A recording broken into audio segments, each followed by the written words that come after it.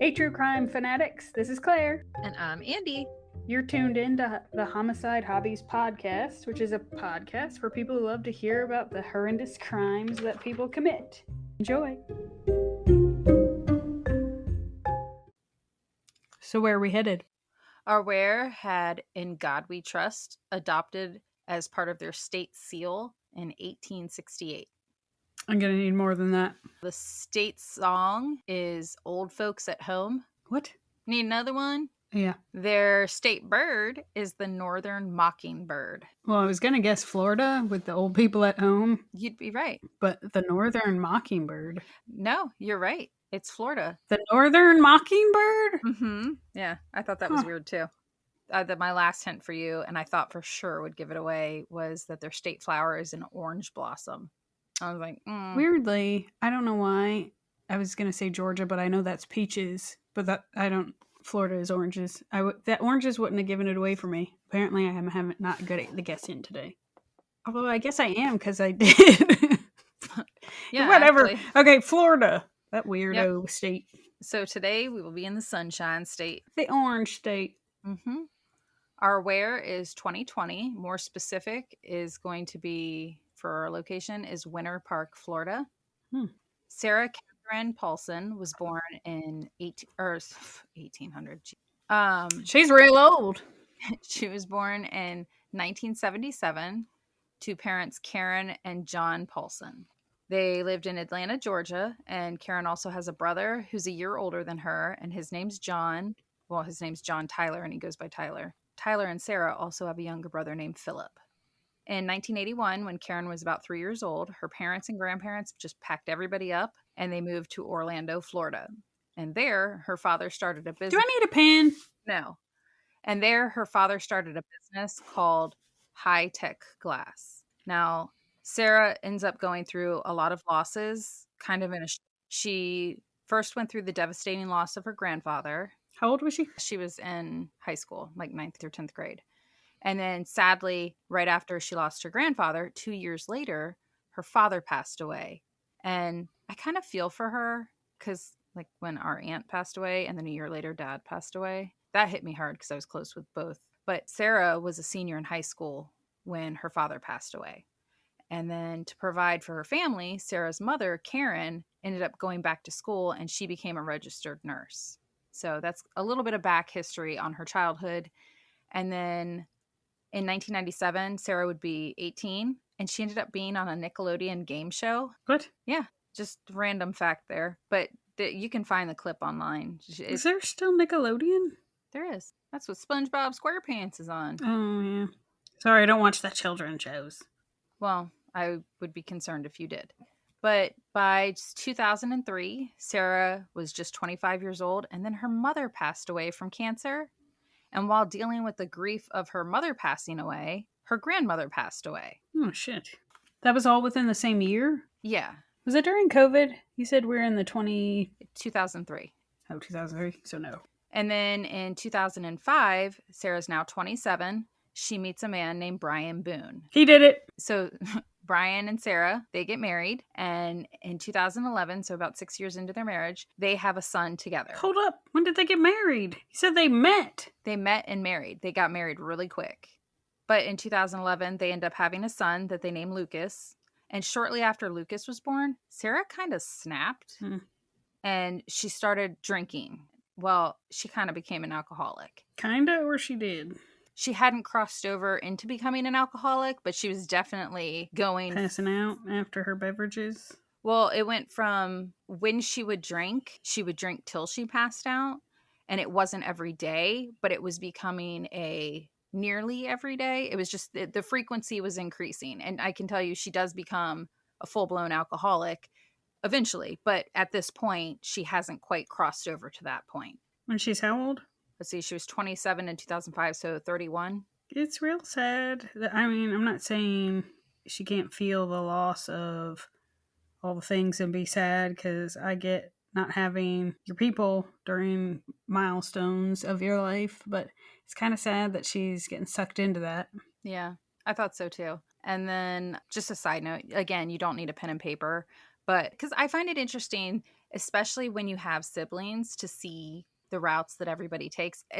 Everybody processes. Right. And because obviously all three of these kids lost all the same people, Right. I was curious where they went with their lives. And her brothers went opposite directions. Her big brother ended up going to prison as a sex offender. That escalated. Yeah. Some of his charges were with interference with custody, showing obscene material to a minor, shelter of an unmarried minor. What? Yeah, I don't know.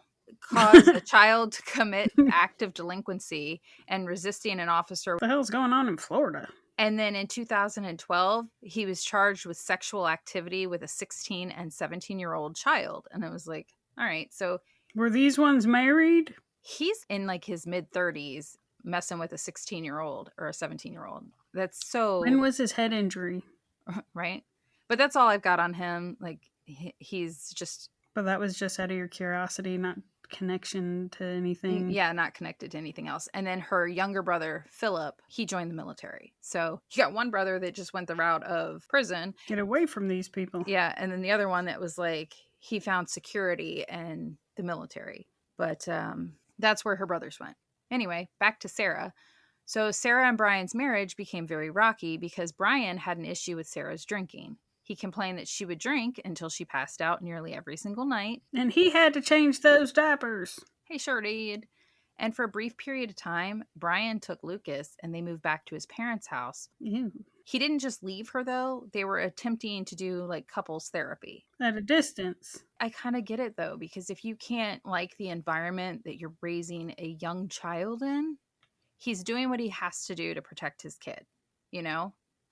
So while they're in therapy and Brian's living in his at his parents' house and he's still trying to keep his family together, Sarah was out at the bars every night meeting other men.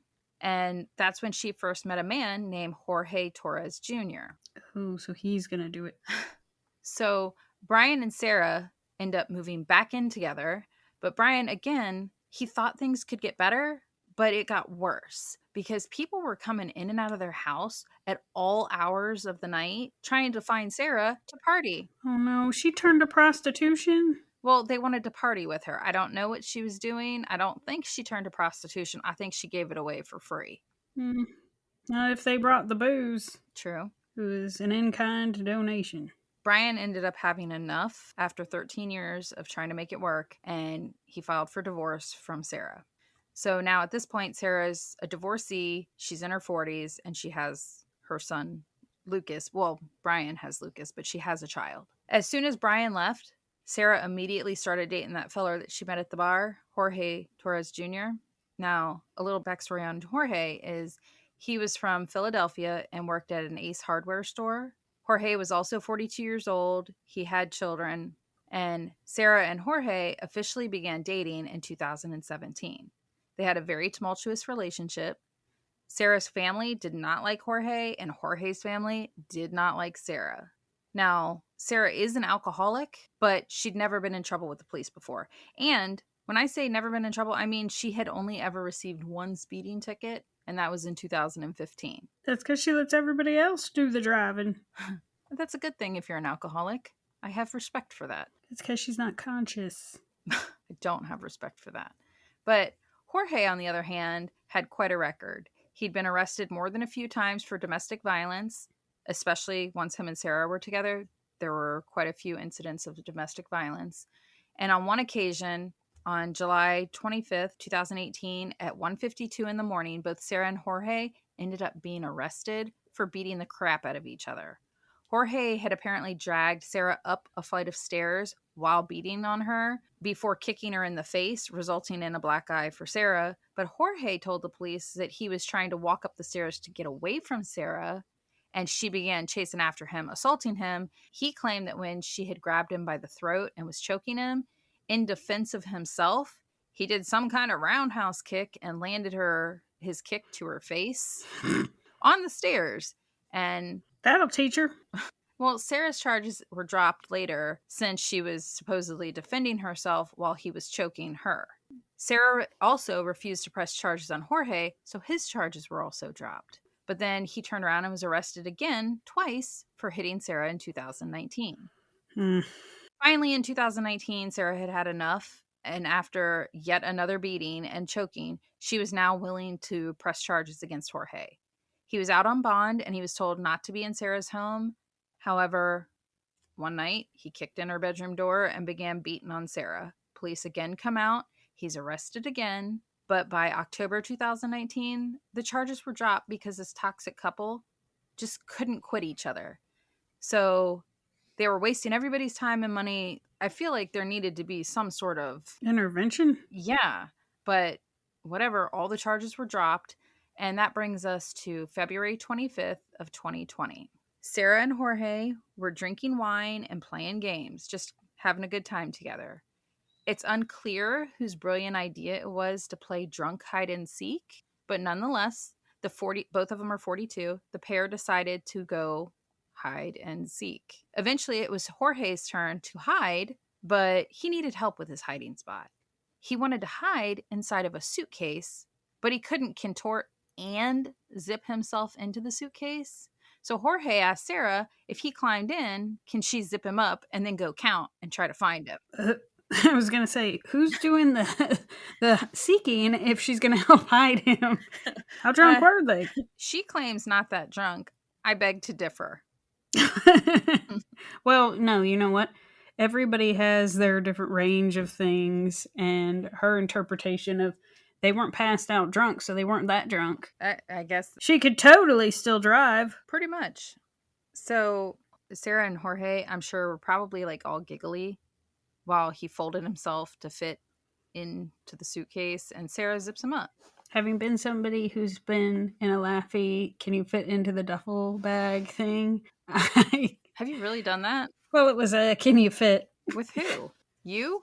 Yeah, well, not with like it was me and one of my friends. I want to say it was like during high school years, but like it takes some contorting. It's not easy. I don't recommend it because those zippers can scratch, and it is funny because you're like your legs will be like stuck in there, and you'll be falling all over the place, laughing while you're trying to.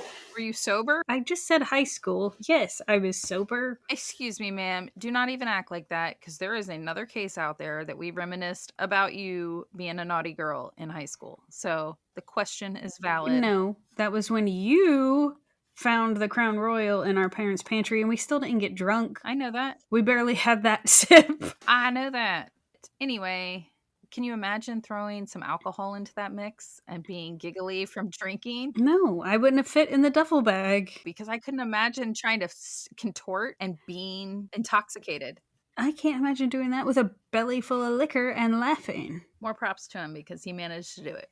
But you know what? The extent of my hide and seek games as an adult is with my dog. I have shut myself in the pantry. But you were able to get out, obviously. I called 911. I locked myself in the pantry hiding from my dog. She's still looking. But anyway, so Sarah zips him up, and Sarah goes to count before seeking out Jorge's hiding spot. However, Sarah was intoxicated, just like Jorge. And what do you think happens when you've been drinking and you go close your eyes to count for a minute? Especially when you go the route that she went of laying on the bed. You fall asleep. And that's just what happened. Sarah fell asleep, leaving Jorge in the suitcase. Eventually, Sarah woke up the next day around 11 a.m. and with no sign of Jorge, she just shrugged it off and Sarah carried on with her day.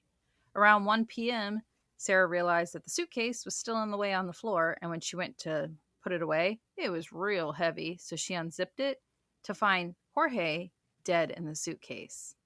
A stunned Sarah calls 911 to tell police that her boyfriend died while they were playing hide and seek last night. Police come out, they interview Sarah, and they let her go. The next day, Sarah was shocked when the police showed up at her door and arrested her for second-degree murder. Sarah didn't understand. What the heck? I told you we were playing hide and seek. Why wasn't this just written off as an unfortunate accident and case closed? But police realized when they were doing the investigation, because it's an abnormal death, Sarah had called her ex-husband Brian, who lived down the street, before 911. Brian came to her side, and he was the one that urged Sarah to call 911. And then he took his ass right on back outside that house because he knew Jorge and Sarah's residence was now going to be a crime scene, and he wanted nothing to do with that. And also, a digital forensic investigator found several videos that contradicted Sarah's original claims of how the night had went. The first version I gave you was her version of it was all fun and games. She fell asleep. He passed. He must have passed out from a lack of oxygen and then suffocated, right? Right. So that's the way she presented things. However, on Sarah's cell phone, there's videos of Jorge in the suitcase yelling to Sarah that he cannot breathe. In the video, you can see Jorge struggling unsuccessfully to get himself out of the suitcase. In the same video, Sarah is slurring her speech because she's intoxicated, and she responds to Jorge's pleas for help by saying, "For everything you've done to me, fuck you." As Jorge continues to plead with his girlfriend, she says, "That's what you do when you choke me." And then Jorge again says, "He can't breathe." And she responds with, "That's on you. Oh, and that's what it feels like when you cheat on me." And in the video, it's really hard to understand her. Because she's drunk. Yeah. And in the video also, Sarah laughs at Jorge when he says, "Seriously, I cannot breathe." And she says, "You should probably shut the fuck up." It's just your turd breath talking. So I do have what I just explained to you. And I'm going to play part of that video for you so that you can kind of hear him struggling and her slurred. For everything you've done to me. Sarah. For everything you've done to me. Sarah. Fuck you. Sarah. Fuck you. Sarah. Stupid. Sarah. That's my name. Don't wear it up. Sarah. I can't fucking breathe, babe. Seriously. Yeah, that's when you do when you choke me. Sarah. Sarah.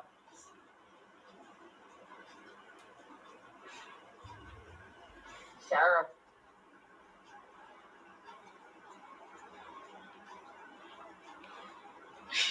Sarah, I can't breathe, babe. That's on you. Sarah, I can't breathe. It's on you. Sarah.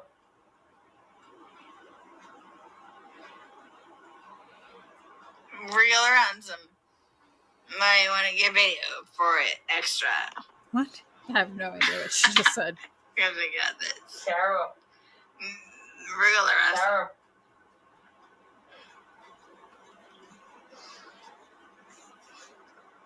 Sarah, I can't breathe, babe. Oh. That's what I feel like when you ching on me. Sarah. Fuck can't you. fucking breathe, Sarah. Yeah. You should probably shut the fuck up. Sarah. You can hear that she sounds intoxicated, right? In her defense, it doesn't sound like it's muffled or like he sounds like he needs out of the bag, but he doesn't even sound like he's in a bag. No, it sounds pretty clear, right? Yeah. Yeah. He did sound more sober than her, but I feel like that's a little bit of adrenaline of him realizing that he can't breathe. Mm-hmm. Like I said, she was arrested for second-degree murder, and she was being held in the Orange County Jail without bond. She went through 8 attorneys. She had written several letters to the trial judge stating that she was not being represented fairly, and her attorneys, really, they sucked. She'd fire them and then request a new one, which kept delaying her trial. On her request for a 9th attorney, the judge denied her request. He said Sarah could either pay for an attorney this go round, like if she thinks she can do better, because she's just going through the court-appointed attorneys at this point and saying, nope, this one sucks, I want somebody else. She could either pay for an attorney or she can represent herself. The state also offered a plea deal to Sarah of 15 years, which she rejected and decided to go to trial with an attorney. Sarah decided to use the battered woman defense during her trial that started in October of 2024. And the battered woman defense was first used in court in the wonderful 1970s in the US, and then it made its way over into the 1990s in the UK. Battered woman defense or battered woman syndrome is not an actual legal defense in and of itself. It means, like, basically, it was a form of self-defense when using reasonable and proportionate degree of violence in response to abuse that you are receiving. She goes to trial. She pleads her case. I think that video is very damning for her but the jury ends up finding Sarah guilty of second-degree murder, and she was sentenced to life in prison. Obviously, she plans to appeal that. But surprise, surprise, her attorney outright said when asked after the trial, does he plan to represent her in the appeal? And he's like, no, she's going to have to find a new attorney. So I think she is just a very difficult person to deal with. And I feel sorry for Jorge's family because what a tragic way. And there are a lot of videos of people making light of. Well, how about to have to hear somebody's last moments? It's heartbreaking because he's pleading for his life. And all she can do is really just, it was very disgusting. She got life, but this case did remind me of when we were kids. So when we were kids and Claire was like 3, maybe 4, and I was like 8, and our brother was like 9, we were all playing hide and seek in the house.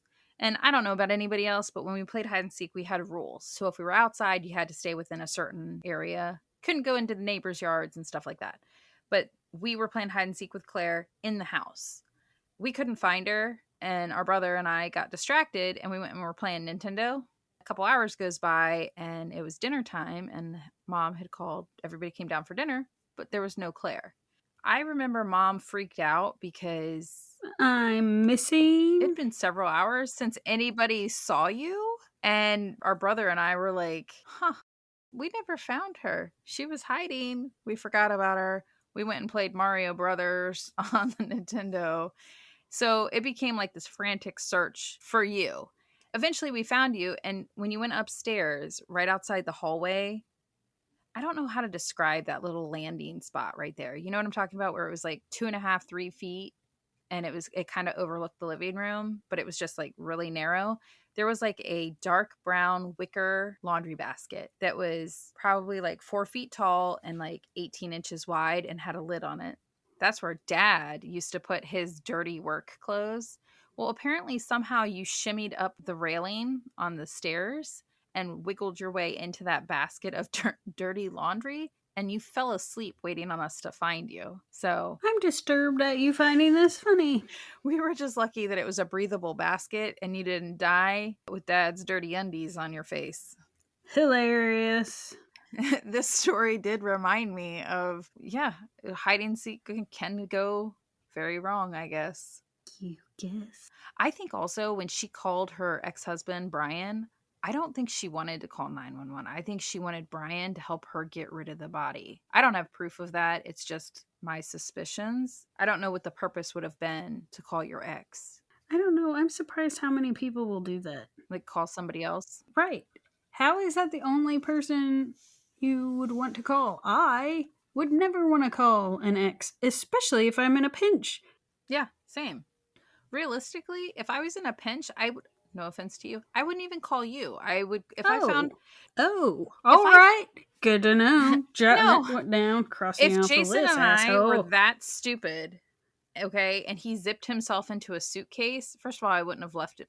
It's really hard to put myself in this situation. So now you have me intrigued, ma'am. Who exactly are you calling? Our mother? No, I would have called 911, but I wouldn't have left him in the suitcase, so I'm already a different person on that. Dude, I hate when you do these theoretical what would you do things and then you change the scenario. Yeah. First off, the scenario is he's dead in the, the thing and she woke up to him dead. Yeah, but she put him in it. It wasn't even. But you would say you just said that you wouldn't have left him in it. That's changing the scenario. Yeah. Well, can you put yourself in that exact scenario of you zipped your husband into a suitcase and chose to leave him? No. It's an unrealistic scenario because your relationship is on a way different level playing field of we're not going to intentionally do that to our spouses. I might laugh for a minute at my husband for being in the suitcase to begin with, but I would have let him out. Yeah. I think there would have been a lot of laughter. We could have seen if the zipper shut and then it would immediately be opened back up. Yeah. But there would have been no leaving him in there talking smack, and I totally would have sent you that video. I mean, there's that. But if I were to find my husband dead, my first thought wouldn't be to call you. It would be to call 911 and then call you. Fuck, I'd probably 3-way it.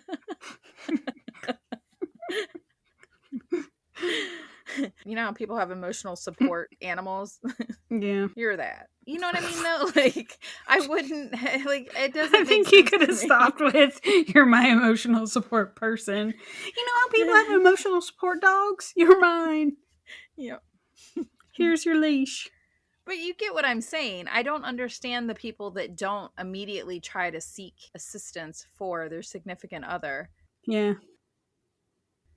That's Sarah Boone, and I do hope that she sits in prison for quite a while. And I find it also disturbing. I know I'm going to get hated on for this one, but I realize it's hard to get out of a toxic relationship. And I feel like the majority of people out there have been in a relationship where their significant other doesn't bring out the best in them. I get that it's hard to break away from that. So I have complete understanding, right?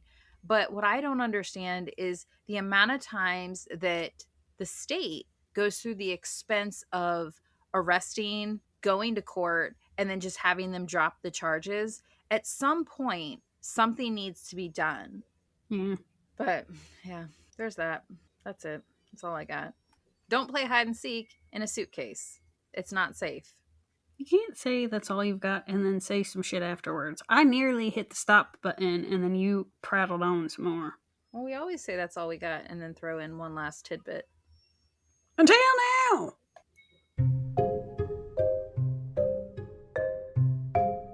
Thank you for listening to Homicide Hobbies. I'm Claire. I'm Andy. Follow us each week to get your fix of the atrocities that occur in true crime. And don't forget to tell people about us and rate us if you like us. But don't rate us if you didn't. Just change the channel.